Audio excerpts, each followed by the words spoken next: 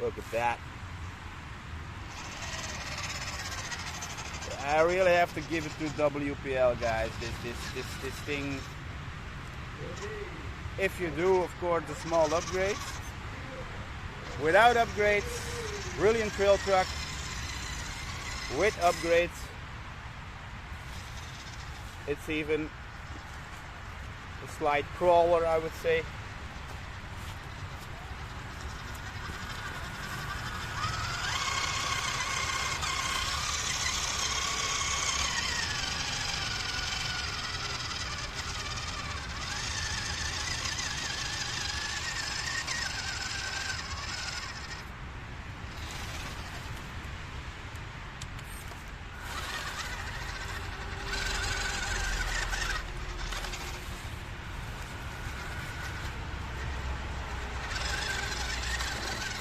Look at that.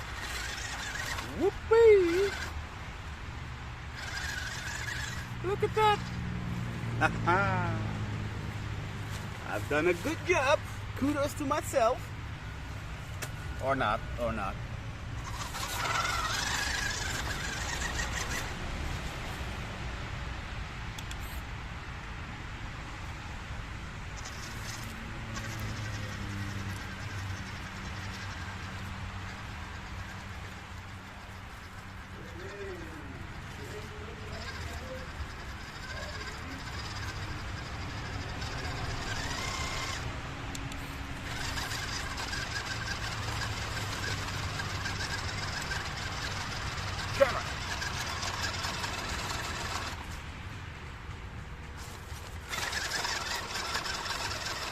Come on, a little bit of traction here on there.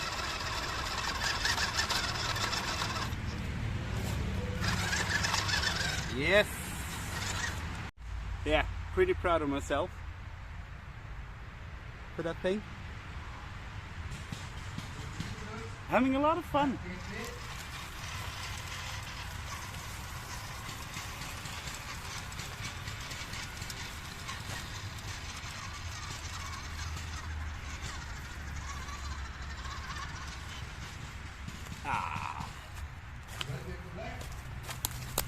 My own fault. What's up with the...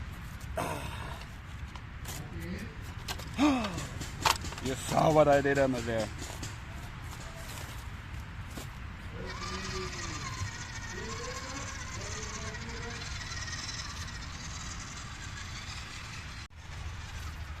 And that with only like 2 serious tumbles instead of last time.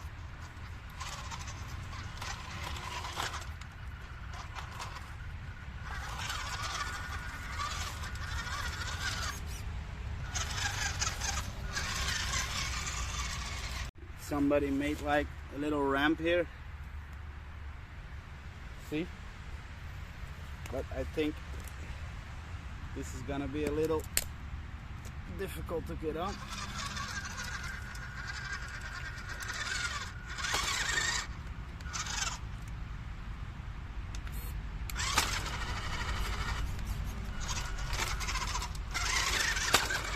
Yeah, I'm not gonna bash it. Alright guys, I finished the trail without any major issues, so I'm a very happy guy now. I really am. So I think I've proven enough, guys. This thing with some minor upgrades, it's even a better trail truck than before, with some slight, let's say, gifts to be a crawler. You can keep upgrading it, but I want to keep a budget, and I said in the first video about this truck, I want to keep it to the original as much as I can. I think I succeeded. When we get back to my workshop, I'm gonna show you what I did to the truck, and you're gonna be pretty amazed on how little I spent on the truck to make it this great. 2 tumbles, entire trail. It's actually for 110 scale trucks, and this little guy did it. I hope you enjoyed this, guys. I'll see you back in the shop. All right, catch you later. Hi guys, we're back at the shop. Little recap of today. We went back to the A+ trail with this little thing here, the C24K. I say second time because first time it wasn't that great. It was like a brothel. It was like more on his back than anything else, you know. But second time today was a lot better. As you're gonna see in the footage, I'm gonna talk about some modifications I did, but I don't want to reveal them yet. So now we're back at the shop, and I promised you to tell you what I did to the truck. And I also said at the trail it wasn't that expensive, and I didn't lie, guys. What did I do to the truck? First, the issues that I came encounter in the first run on the trail. The tires weren't really well attached to the rim. They kept coming off, especially on the inside. They kept popping off. So yeah, that creates a lot of problems for traction, going uphill and stuff. So that was the first thing. What did I do to it? Very cheap. You glue the tires. I bought some Loctite with a small dispenser pen on it. You just take the wheel off. I'll make another video about that, how you do that. It's not that hard, not even for me, a beginner. Just on the inside of the rim, when the tire's on it, you just put a little bit of glue in there, step by step, let it dry, and they won't come off anymore. One thing you can't forget is make a little hole inside the rim.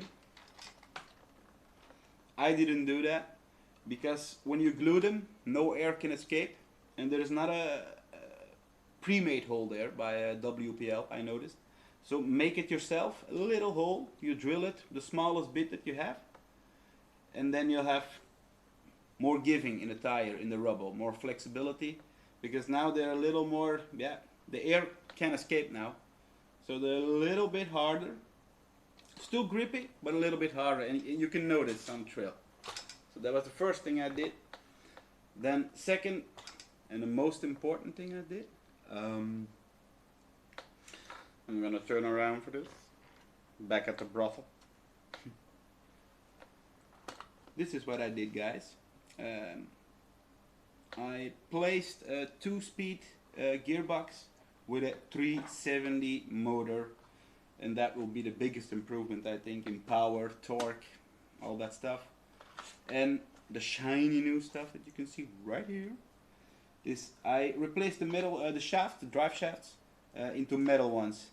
So you're sure they won't break when you hit a rock or it tumbles down from 20 feet.